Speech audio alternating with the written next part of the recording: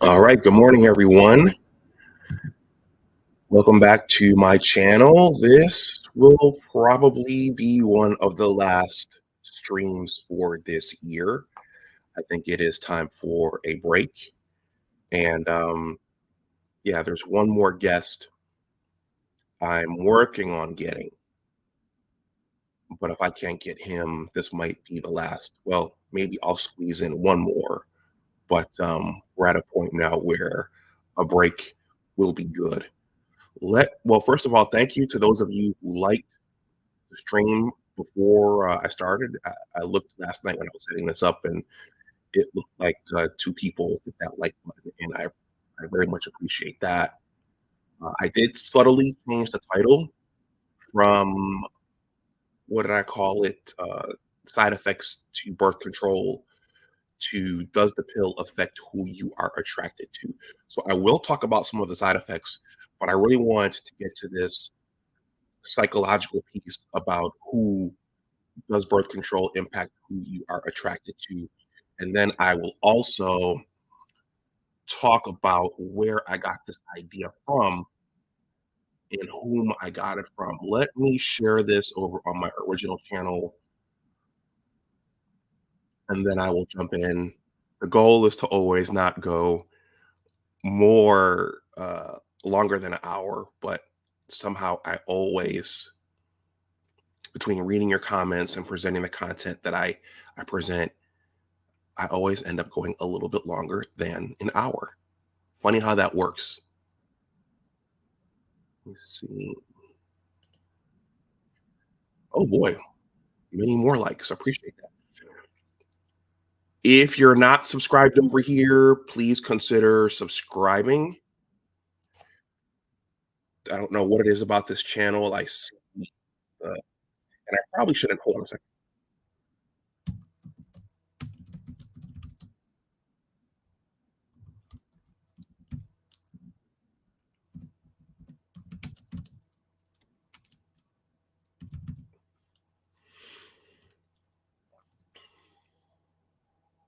Nope, that's the wrong one.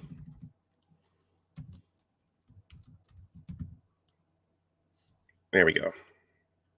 That's my channel.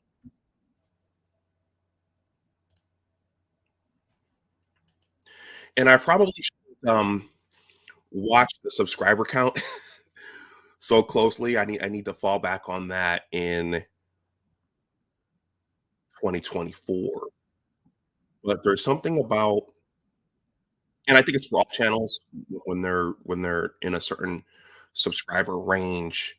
But this one, it'll go up by to 1285, and then it'll bleed back down to 1282, and then it'll go back up, and then it'll bleed back down. But it doesn't jump over the 1285 number. So, in any case, if you're new, please consider subscribing and make sure you're still subscribed, because there are things that happen with this platform that I can't explain.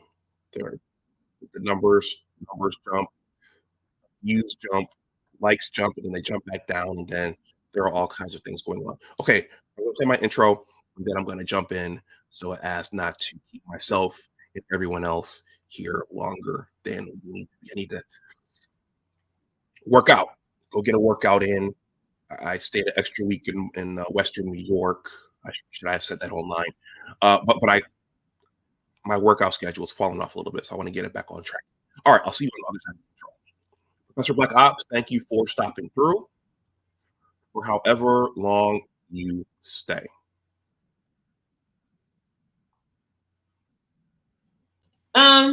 So Anwar, I see you have the periodic tables on your chest. Mm-hmm. So what's that all about? Why are you walking around with a chemistry chart on your chest? Well, Cheryl, so this channel is a STEM channel. So when I was conceiving of it and figuring out how to grow it, I figured I should have some T-shirts to go with it. So the periodic table is critical to most of the scientific fields. Welcome to Big Discussions 76, Science and Technology. Science and technology are all around us all of the time, and there are always science and technology stories to tell. There are always science and technology stories to tell, and there will be more and more as we go forward into this brave new world. Professor Black Ops says, I just finished my 3-mile walk. Let's go. Oftentimes a walk, just going out and getting a walk is sufficient. You don't have to do the blockbuster Ironman workout. Just getting a walk in is sufficient. All right, everyone. This is Big Discussions 76 Science and Technology. My name is Dr. Anwar Youssef Dunbar. We're going to talk a little pharmacology and toxicology today and endocrinology. I've gone over that quite a bit this year. I'm wearing my Michigan Pharmacology t-shirt. The University of Michigan Department of Pharmacology is not sanctioning this talk. They're not endorsing this talk. I'm just wearing this because I am a proud alum, and I learned a lot of these principles.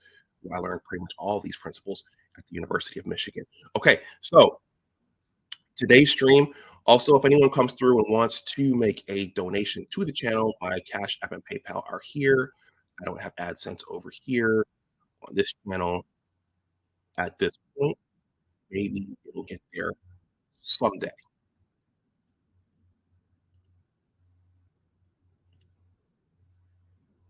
All right, let me do this right now. Let me get these out of the way right now. So I just mentioned pharmacology.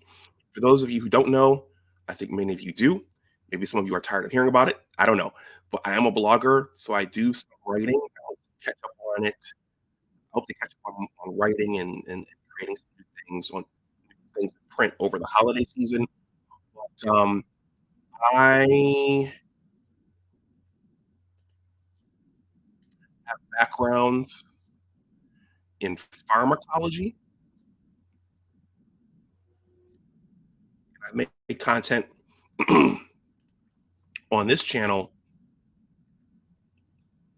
in to different degrees. I have backgrounds in pharmacology, right? In case you want to read some more about that. And I also have a background in toxicology.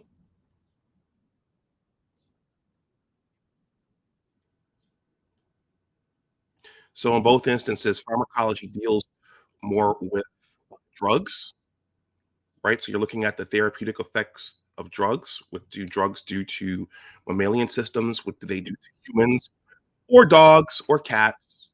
We do our pets in this country. So what do drugs do? How do they work? How long do they stay in circulation? What are the target organs? Those kinds of things. So that's pharmacology. What's the mechanism? Toxicology is a similar science. It's a little more broad, but it deals with the harmful effects of chemicals. What sorts of toxicities are certain classes of molecules causing in different organ systems or to the whole organism? Pharmacology, toxicology. One's dealing with therapeutic benefit, one is dealing with hazard and injury. All right. So that's what my background's in. Okay, so when you talk about birth control and oral contraceptives or even IUDs, that's what you're talking about. So earlier this year, I created a lot of content on endocrinology. So what is endocrinology, everyone? So when you're talking about endocrinology, you're talking about one set of cells or tissues creating a hormone, which in the classic sense drop to the circulatory system and go to affect another cell type in the body. So when you're talking about your androgens or your sexual hormones like testosterone and progesterone and estrogen, we're talking about endocrine signaling. Okay, endocrine signaling.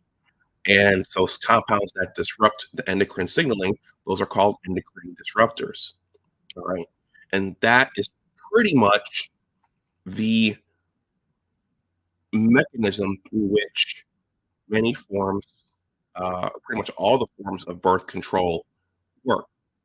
They are disrupting the endocrine system of the woman so that her reproductive tract doesn't fire off and go through. It doesn't cycle the way it's naturally supposed to. So we're talking about endocrine signaling, and we're talking about a therapeutic form of endocrine disruption. Please keep letting me know what you think in the comments section below. If you have any questions or comments or thoughts on any of this, these are a lot more fun when they are interactive.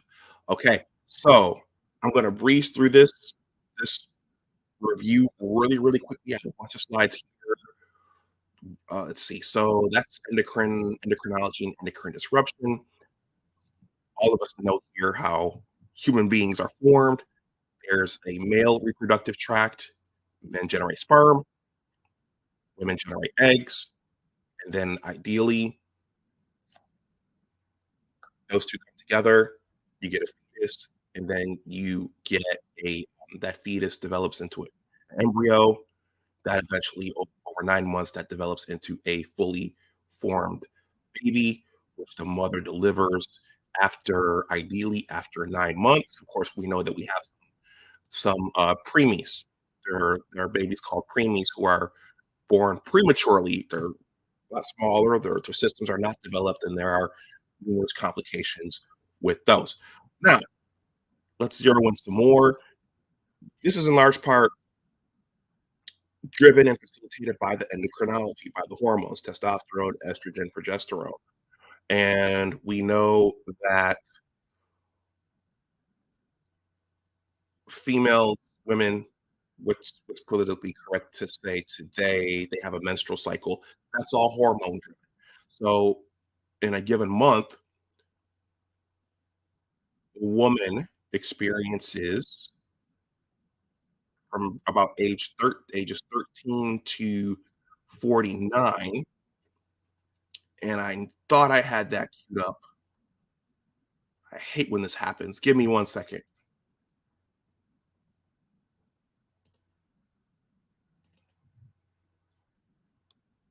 Let's keep my fingers crossed that I could find it really quickly. Come on, come on, come on, come on. Should have opened up with everything else.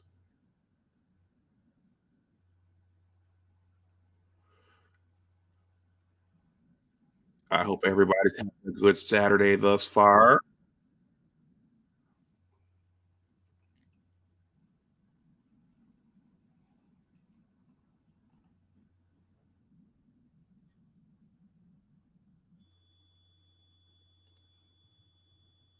All right, I found it. So the menstrual cycle every month,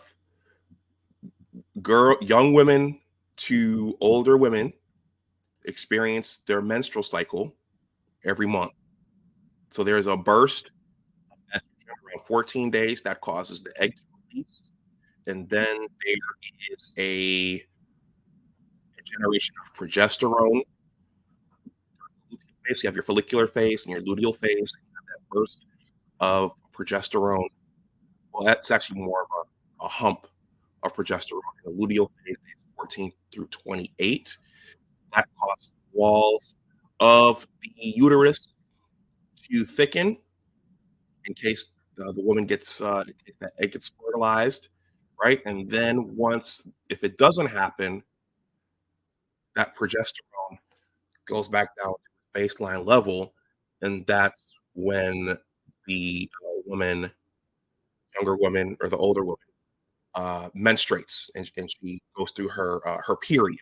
So I'm not going to go into it because I think everybody knows what the period is. Basically, the walls of that cervix, that uterus, it bleeds out, it sheds, it bleeds out. That's all hormone driven. If that egg gets fertilized, you see a graph like this. This wax showing trimester. So the first trimester is a human baby incubates for 9 months. So there are 3 trimesters: trimester 1, 2, and 3, and then there's postpartum. So you can see here, if the egg is fertilized, that progesterone goes all the way up until the third trimester. The estrogen also goes all the way up until that third trimester. And then after the baby's born, those fall down drastically to baseline levels, and that's called postpartum. Hey, everyone, thank you for commenting here. What do we, Pasta is a bit of a scientist himself. He's a trained farmer and I'd say an entomologist. We talked about that years ago. JJ Marsh, thank you for being here. Queen, thank you for being here. All right, so postpartum, everybody, since we have a little crowd here, what is associated with postpartum? What's a word we often hear along with the word postpartum? I'm going to take a sip from my Iowa State mug here while you guys tell me that. It's really easy. We hear about it all the time in the news. What word is associated with postpartum? And I think that's a nice feed into what I'm going to talk about. So Pastor Gotti, he said depression. We heard stories on the news about, and maybe you all have experienced it in your own circles, of postpartum depression, where after the mother births the child, something psychological happens to her. Something happens psychological to her. One explanation of that is the endocrinology. Those hormones are increasing for the last 9 months, and then they go down like that. So that leads to the question, do these sexual hormone levels impact us psychologically? And do they impact how we pair and how we're attracted to each other? And do they impact our mental states altogether? All right. So I think that was a good lead into that question. That's the question that's going to undergird this entire talk. Do our hormones impact our psychology, both men and women, and also our biological function, and in this case, our sexual attraction towards one another? Just really briefly, progesterone. This has come up in the YouTube streets quite a bit. What's the significance of the progesterone? All right, so you see that it ramps up over those 3 trimesters. What the progesterone does is it creates an environment, or nurturing environment within the uterus for that fetus to develop into a baby.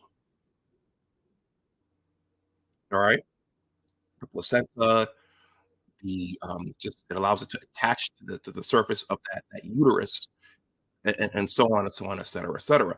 So there's data. I haven't read the data. I haven't read the studies that state that after age 30, a woman's progesterone levels, her ability to produce progesterone, it starts to taper off. And that's why after the age of 30, pregnancies may become a little bit harder, or should I say, carrying the baby to term.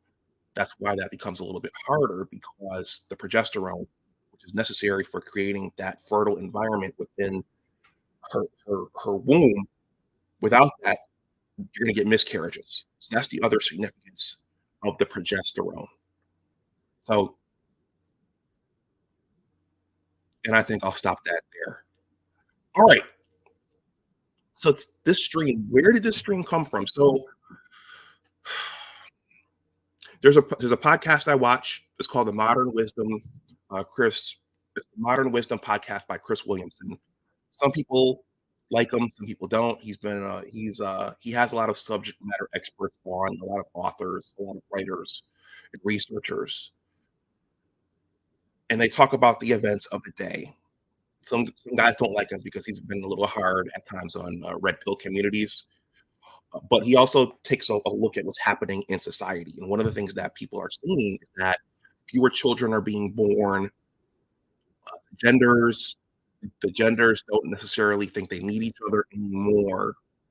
And I watch his podcast. I mean, he talks about other things, but he takes a nice global look at everything that's going on. The psychology of social media, everything. If you haven't subscribed there, I would encourage you to subscribe. I guess it's for nerdy people who like information like myself. But he recently had on a woman. I was driving back from Buffalo on Monday, and he interviewed a woman. He's interviewed several, and they were talking about gender relations and what women in the workforce and women's independence and all those things. And one of the things Chris mentioned in terms of um, altered views on motherhood and altered views on being wives, and even just sexual interactions between men and women, particularly the younger people, and the number of young men who aren't having sex, and all those things. These all the increased dysfunctional relationships today. He mentioned studies and data discussing how hormonal birth control can alter the the sexual attraction of women to their partners. Okay, so he was asking the question, and he was stating, okay, there's data showing. He said to his guest, "Have you seen the data that hormonal birth control has an effect on the sexual attraction of women towards their mates? So when they're on, they're attracted to one thing, and when they're off, they're attracted to another thing. So so if they're on these pills, when they meet somebody, they're kind of primed to look for a certain thing. I'm going to read about that in a second. But once they get with this person and maybe get pregnant and get off the birth control, biologically now they're primed and attracted and looking for someone else, because the hormones, the hormones, the ratio of the hormones, levels of the hormones, those are actually dictating sexual preference. Okay, and I didn't leave the link to that beneath this live stream, but after the playback, I will leave the link beneath this live stream in case you want to watch it for yourself. He talks about that a lot. He goes long form. Some of you all might not like to listen to a stream for an hour and a half, but Chris goes long form. Chris, if you watch this, I'd like to interview you one day and maybe meet you one day. Good morning, really, Chris. Thank you for stopping through. Be About That Piece says, "Sup, Doc?" He says, "Looking cool with the hat. Thank you." Yeah, I'm a hat guy now. When I first started creating content, I didn't wear hats. So you see my bald head, but now I accessorize no matter what I am wearing. Okay. So that's the premise. Now, the other thing, and I'm going to be discreet here. I'm going to be discreet.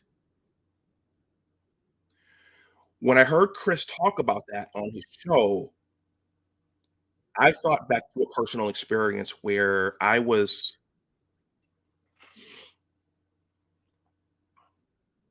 involved with someone who was on birth control. I don't recall which one she was taking. I don't recall which pill. I don't remember even asking her, but I know that, geez, should I even say this? Well, some women take birth control to regulate their cycles, to make their cycles regular, to have more control over their cycle. Okay. And at that time, that's something she told me was, I take it not only to not get pregnant, but also to regulate my cycle. All right. And so what I'm seeing and understanding 10 years later, and this can happen, is that can affect attraction between two people, right? You always want to make sure you're as attractive as you can be for your mate, whether that's working out or getting your image up. That's important. Staying in shape as much as you can, eating right. It's important for yourself, but it's also, you want to keep that attraction up for your partner. But also, if this is true, these medications can start to dictate what she's attracted to. And then the other thing, Chris's live stream, his he's got a podcast. He doesn't live stream. The other thing his podcasts are getting to is that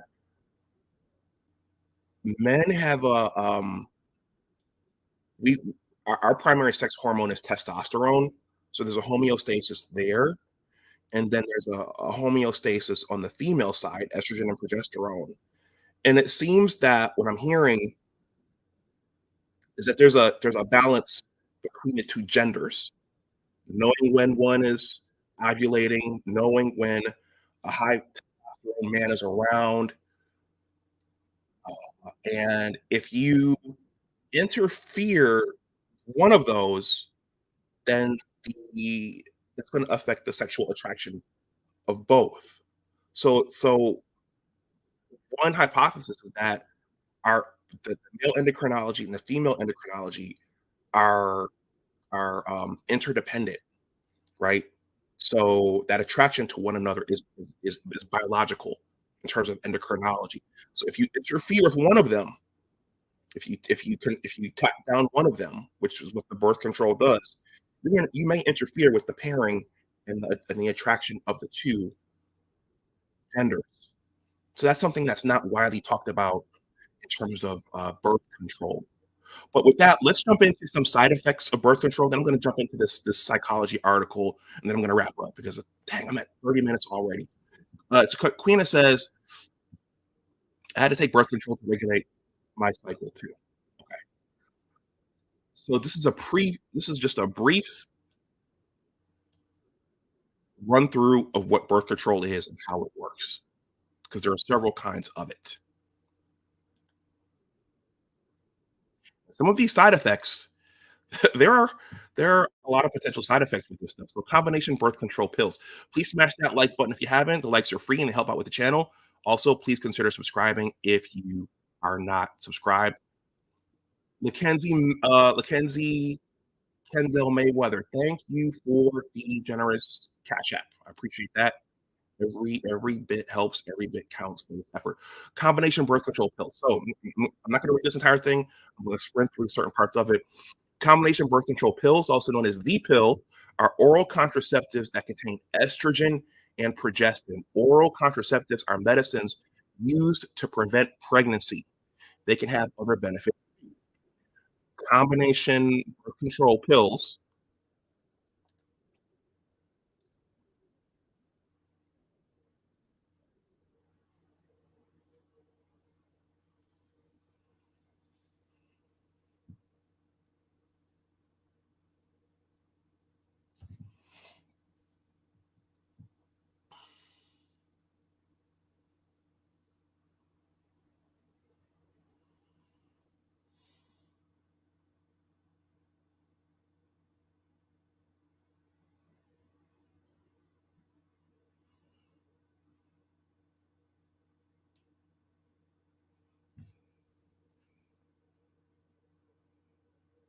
Come on, come on, come on.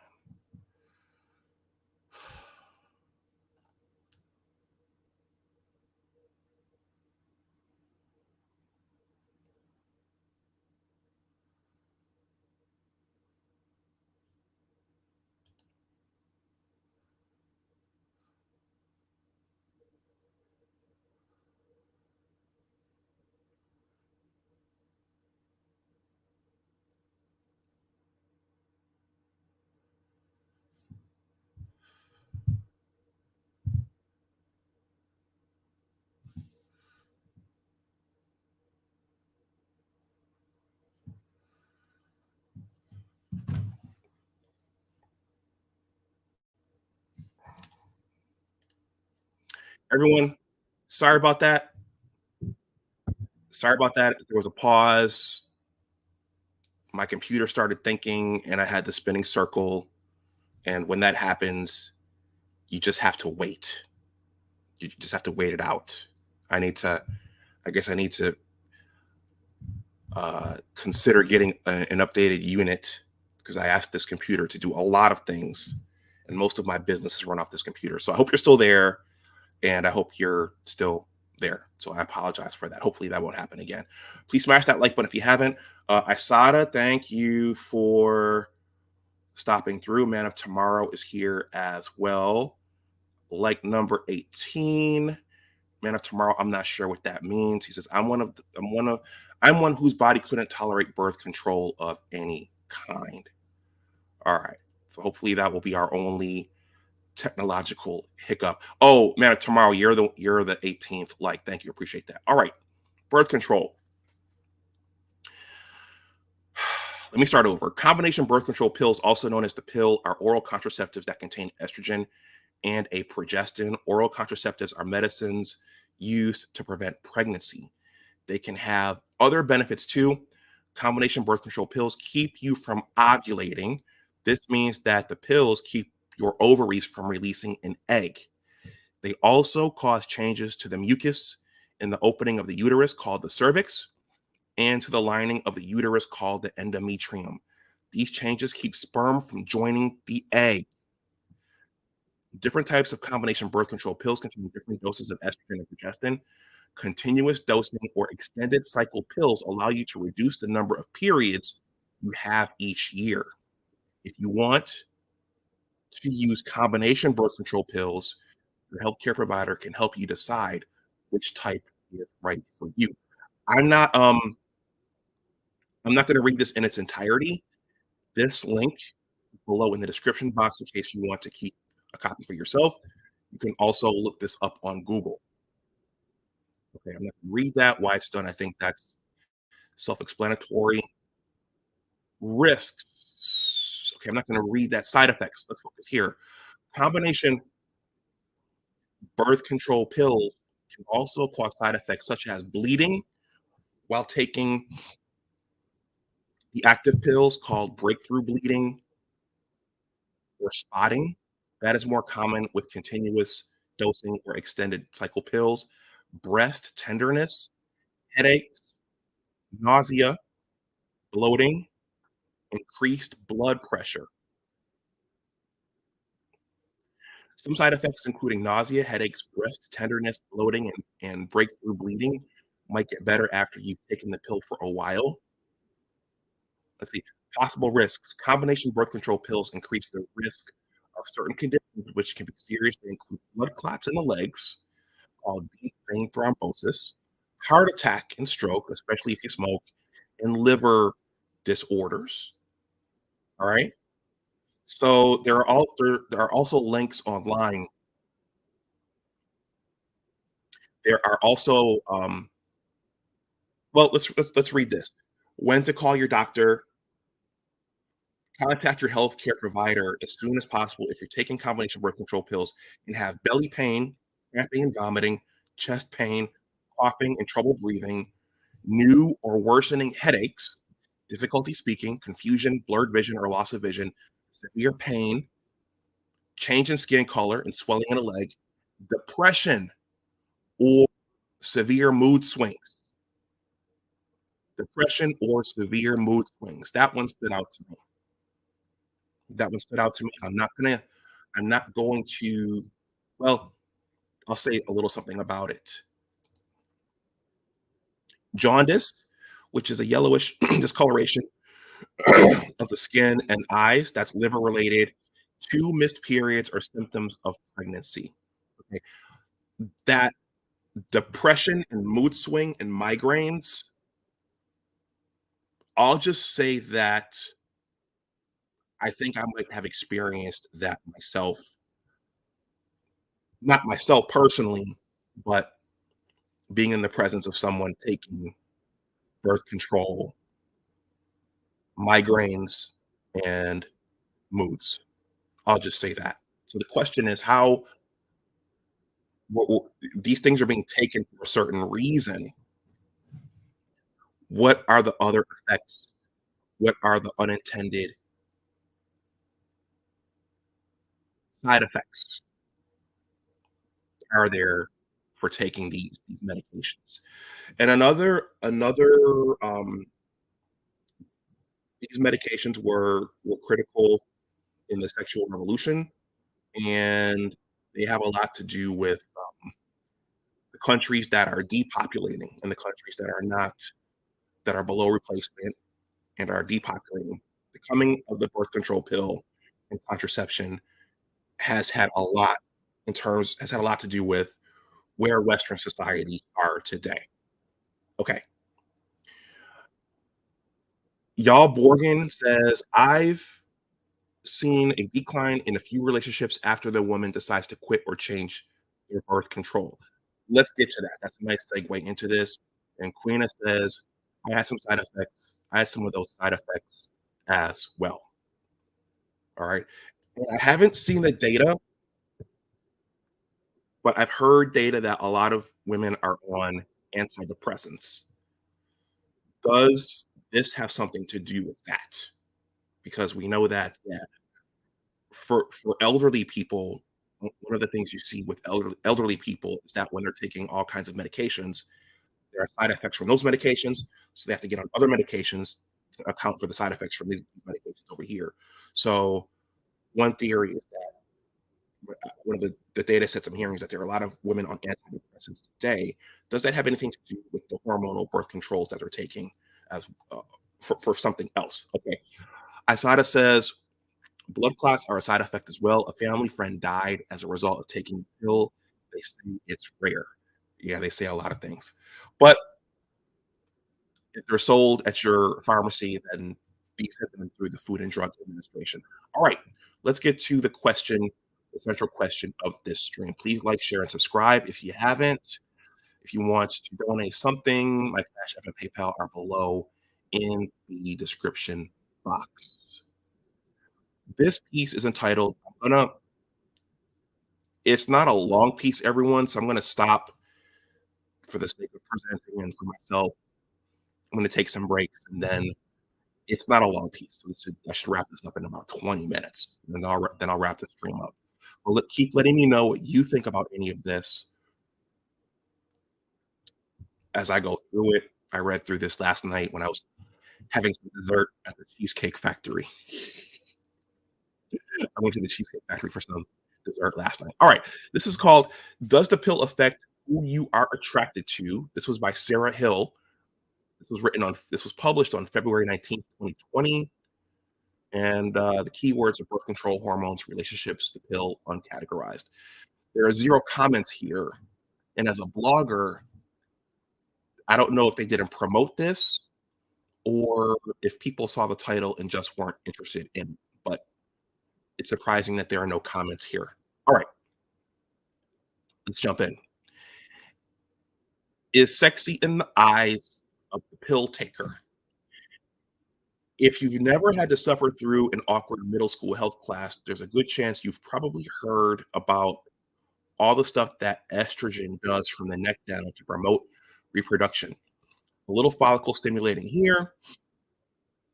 A little follicle stimulation here and a little endometrial lining proliferation there. However, there's a piece of the puzzle you probably haven't heard much about that is just as important to the process of reproduction as is the release of an egg.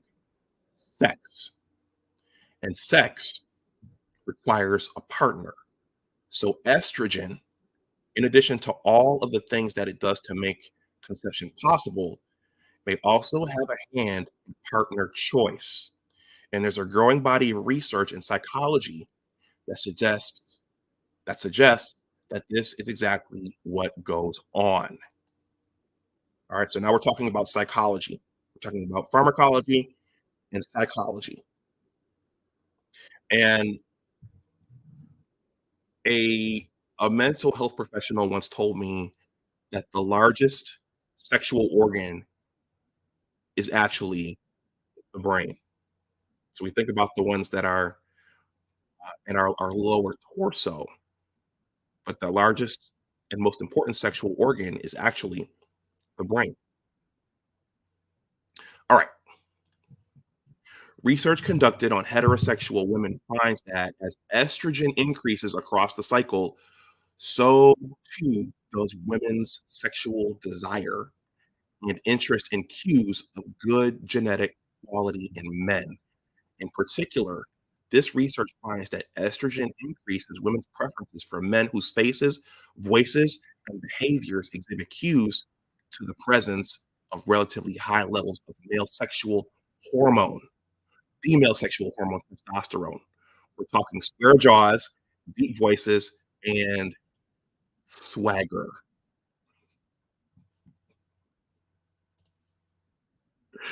This research also finds that estrogen tends to heighten women's preference for the scent of men who possess testosterone markers and whose faces and bodies are symmetrical.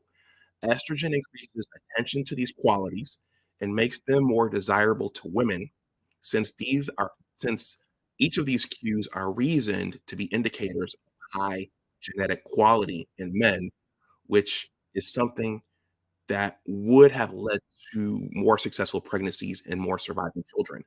What happens to women when they go on birth control and their levels of estrogen are kept very low? Does this suppress their preference for testosterone in men? And by doing this, does the pill affect who women are attracted to? Please smash that like button if you haven't.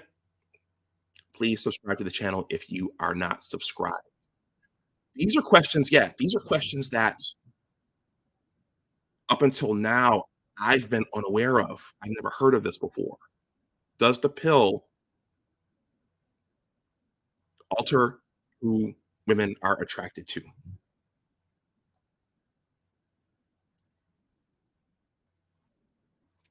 Given everything that estrogen does to impact women's desire for sex and partner choice, it probably shouldn't be hugely surprising.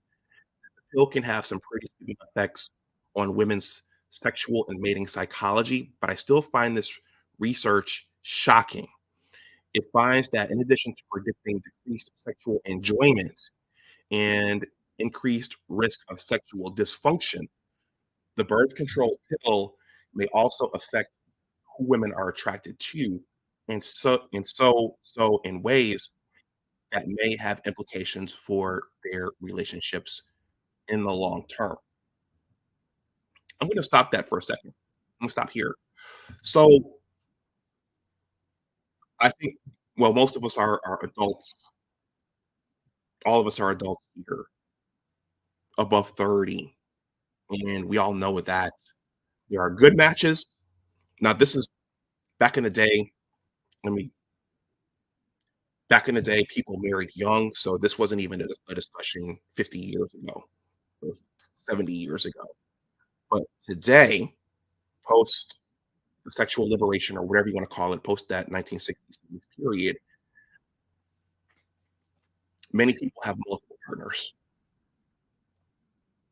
And so we know that there are good matches and we know that there are bad matches. There are good matches and bad matches. So some people you naturally fit well together with, some you don't. And when you don't, well, that can get very, very bad. You kind of get into whose fault is it? Who's not doing what they're supposed to be doing? Who knows what they're doing? Who doesn't know what they're doing? Does the birth control pill have something to do with that? If two people are not good matches and her endocrinology is being altered and suppressed, would that have something to do with it? Queena, thank you for stopping through. Please do watch the rest of this. I'm almost through this. So, yeah, it's very dicey out there. And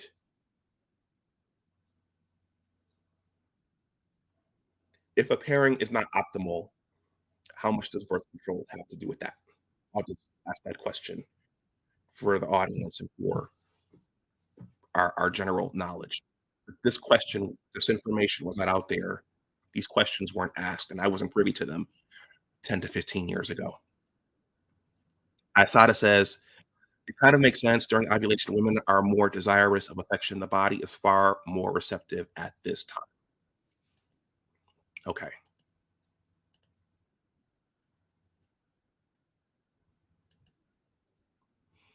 This is the wrong one.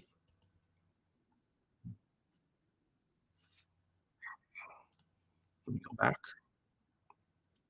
Thank you to those of you who are hanging on through this as we go through this information. Okay, given everything that estrogen does. Okay, I already read that. For example, in one study that was conducted on a sample of 55 women, researchers had women use a special computer program to manipulate the appearance of photographs of male and female faces. Clicking on a computer mouse allowed them to masculinize or feminize the facial prototype, which they were asked to manipulate to look like their ideal short-term or long-term romantic partner. After their first laboratory session, half of the women in their study started taking the birth control pill, and the other half did not. Both groups of women came back to the lab 3 months later and completed this task a second time. When the researchers compared the two sets of images created by the non-pill takers, they found no difference between the faces they created at time one and time two. However, for the women who started the pill, they found that women's ideal male faces became significantly less masculine after the fact.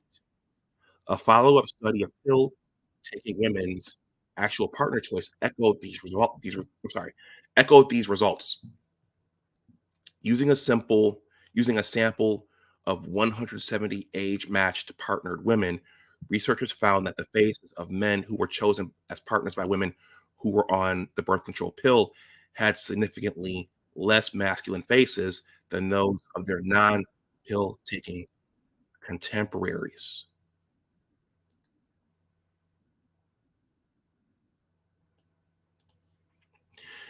These differences can potentially have important implications for women's relationship satisfaction. For example, in one study conducted on 2,519 women, researchers compared ratings of relationship quality given by women who had chosen their partners when they were on the pill to those given by women who had chosen their partners when they were not on the pill.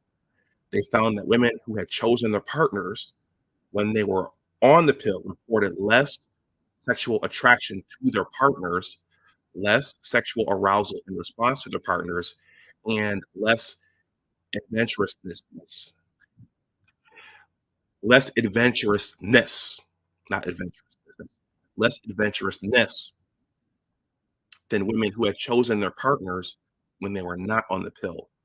Later longitudinal studies found similar patterns.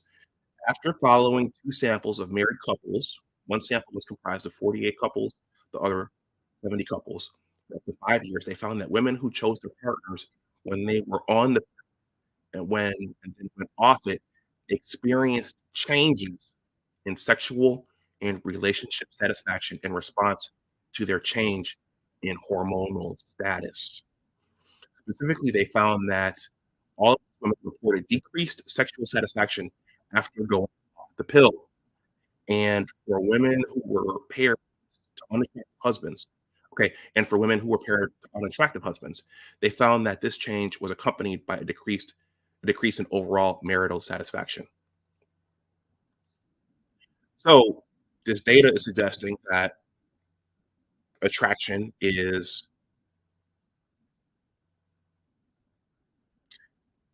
altered when on the pill and altered when off the pill. So they're different, two different states. That's what this is suggesting.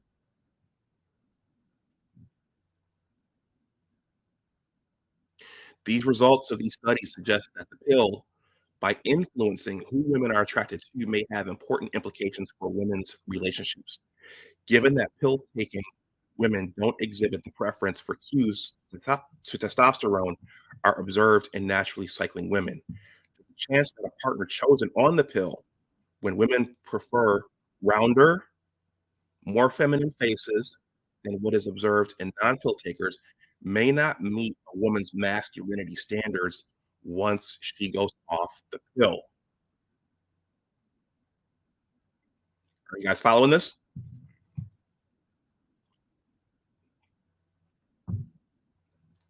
We're almost at the end.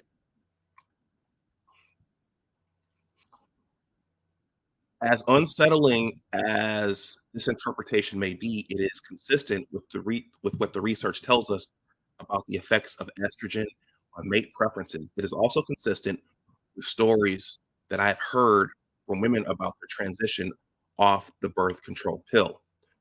Although many women are able to transition off the pill without having any major relationship disruptions, this isn't true for others. As a research psychologist, I have had the opportunity to collect data, both in the form of surveys and interviews with women about their experiences on and off the birth control pill.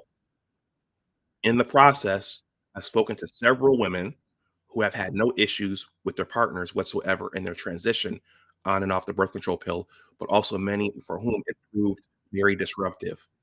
In some, it was disruptive because they found that being off it decreased their attraction to their partner. In others, it increased their attraction to other men. In others, yet it did both. In many of these cases, the relationship with their partners ultimately ended, which is a heartbreaking thing to have happen in response to change in a medication.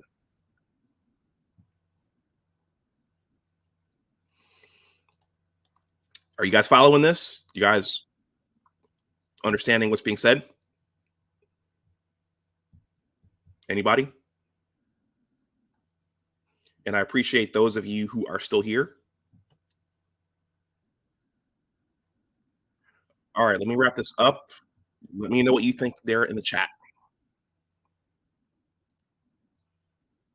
Let me know what you think, and let me know if you're following along, if you're understanding and comprehending what's going on. All right. The idea that your birth control pill might influence your choice of relationship partners in a way that could mean trouble down the road might sound a little scary, but take heart in knowing that this doesn't happen to all women. It's also worth keeping in mind that relationships are always scary. Well, yeah, there's some truth to that. The pill just adds a new wrinkle into the mix, and there is a lot that we still need to know. For example, are all birth control pills equally likely to have an impact on partner choice?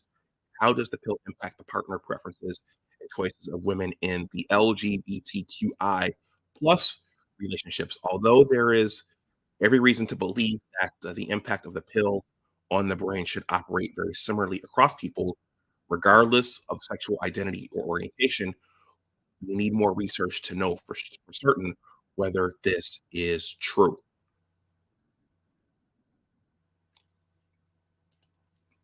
Lastly, it's worth pointing out that being on the pill when you choose a partner may increase your risk of some types of relationship problems, but it dramatically decreases your risk of others. For example, being on the pill decreases women's risk of needing to get married out of financial necessity because they got pregnant unexpectedly. Oh, that's interesting.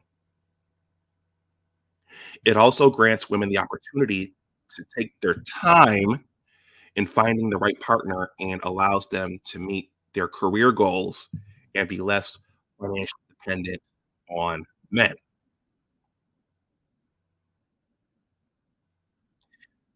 This is ending with a bang, certainly. Both of these things increase women's ability to find satisfying relationships. Knowing what the pill does when it comes to choosing men means that you get to choose who you want to be and what you prioritize in your partner. And that's empowering. Whether you are on the pill or off it, you get to pick what happens next. So this ending definitely had it definitely has a very feminist spin, this last paragraph. So in other words, talked about she talked about what kind of complications this thing could cause, but at the end she wrapped it up in a bow and said, well, despite that, this is what birth control allows. So I guess maybe she was ending with a type of trade-offs type thing.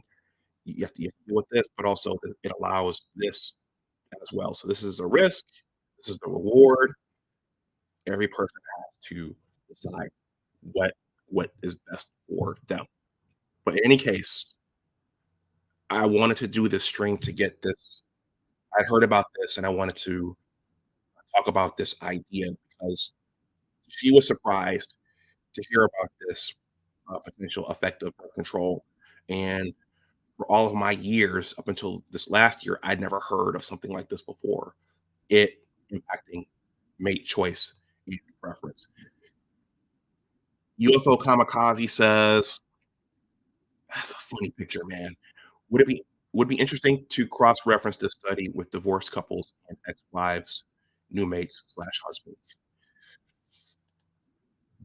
So, I have about 5 minutes left. Do you all have any questions or thoughts on this? Any other thoughts or questions on this before I wrap the stream up? Thank you to those of you who hung out. Thank you to everyone who liked the stream. Thank you to everyone who participated. Are there any other thoughts or comments? Most drugs have side effects. Most drugs do things while they have a therapeutic benefit. Most also do things that we don't want them to do, but this is pretty big. So I will keep my eyes on this. And over the holiday season, when I take a little YouTube hiatus, at least from live streaming, I'm going to look some more into this because they don't, I don't hear a lot of people talking about this. And I think this is huge and this is significant. Because in theory, you may meet someone. If you're a man, you may meet a woman and she's on the pill and she may be attracted to you in that state. But later on, once you guys get more serious, or if you go to have children and she comes off, well, she might not be attracted to you anymore. And the reciprocal is true for her. She may meet a man when she's on, and he may be fine for her at that time. But once they go ahead and decide, okay, well, we're gonna have kids or we're gonna get married and do these different things, she comes off, she might not like him anymore. She might not be attracted to him anymore. So this has very, very huge implications. I thought of one other thing when I was reading that. I'm going to show this to you all before I wrap this up. The author of that essay, she mentioned that it's not the same for all women. And from a scientific perspective, with my backgrounds in pharmacology and toxicology, that makes sense. And a potential explanation for that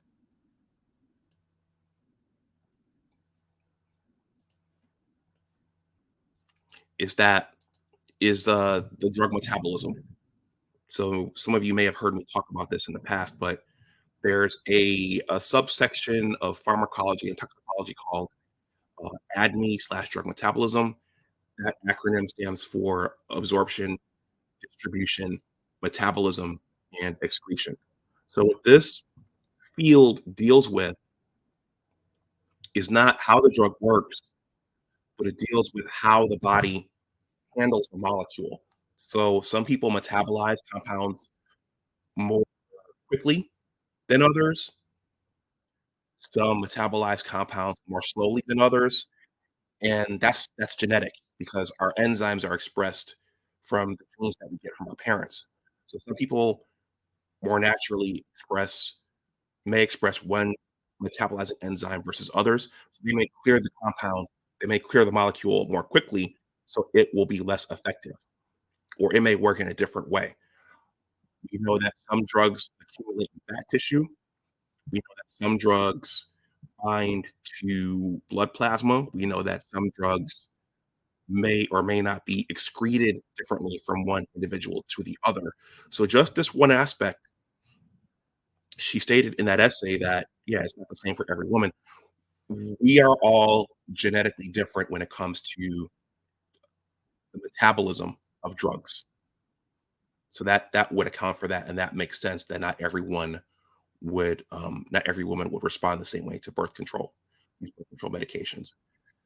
All right, I'm at an hour and I have more things to do today. So UFO Kamikaze says the profile pic is actually a sort of tribal Native American tradition I've done for almost a decade now during December. Happy Nickamos all.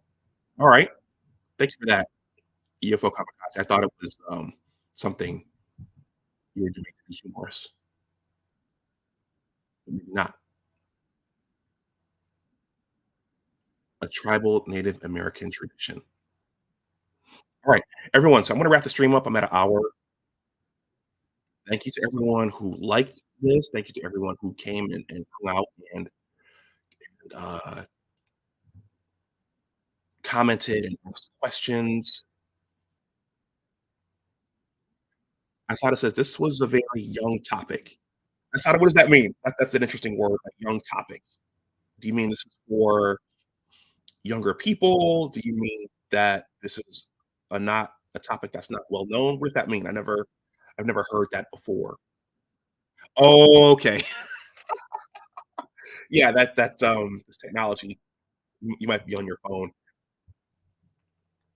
Y'all Borgen says, any suggestions for women in the transitioning period off or to another birth control to help manage their mental changes? With this information, knowledge is power.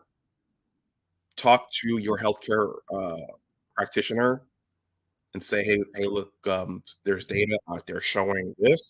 There's data out there suggesting this. What do you know about this? So, yeah, I'm not a physician, so I don't want to render medical advice, but as a content creator and as a scientist and as a curious person myself and a science writer and a science communicator, my job is to communicate the information. So that's what I would say.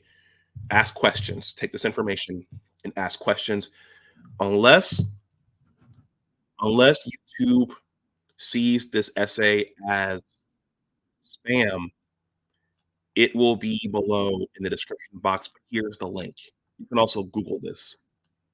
Here's the link.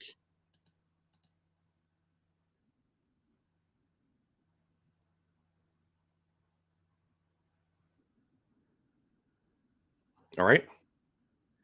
All right, everyone. I'm going to wrap the stream up. Thank you to everyone who signed up to my newsletter. If you want to sign up, this link is below in the description box. This link is below in the description box.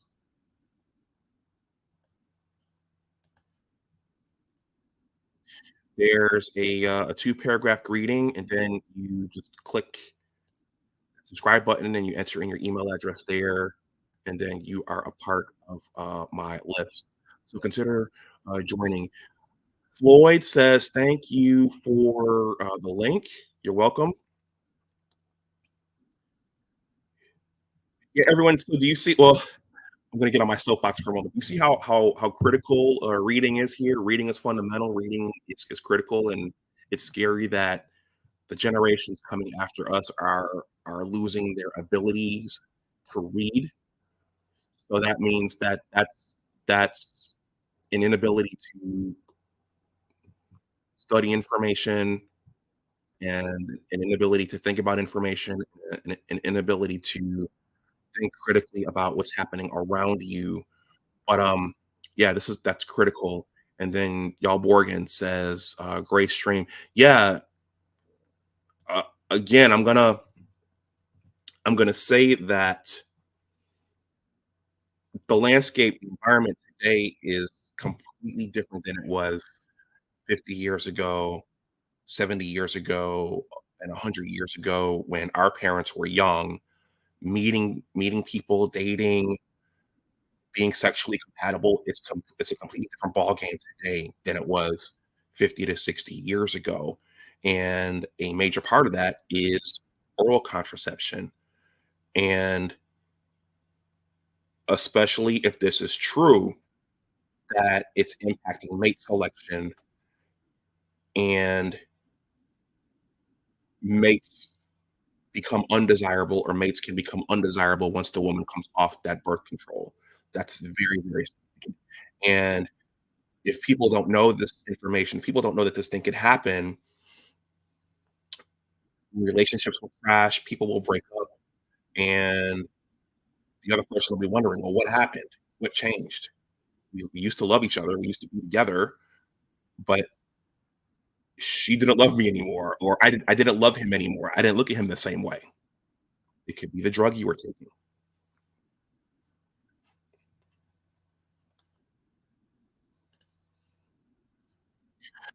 Isada says most women probably jump into birth control to be free sexually and not bothering with the other aspects of it. Yeah, I wouldn't disagree with that.